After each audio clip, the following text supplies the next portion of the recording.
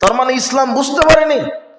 ইসলাম মানে বুঝেছে হজ মৌসুমে হজ করার, জুমার দিনে সালাত আদায় করা, তসবি দানা তসবি টিপা। জি না, ইসলামকে আপনি পরিপূর্ণভাবে মেনে নিতে হবে।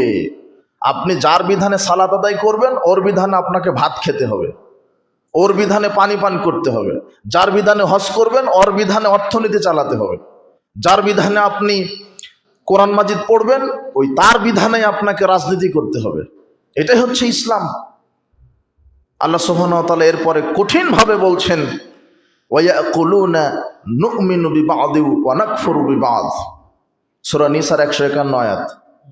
আল্লাহ বলছেন, যারা বলে যে আমরা ইসলামের কিছু মানব আর কিছু বাদ দিব, আমরা কিছু মানব কিছু বাদ দিব, আল্লাহ বলছেন উলাইকা হুমুল কাফিরুনা হাক্কা। ওরাই হচ্ছে অরিজিনাল কাফের।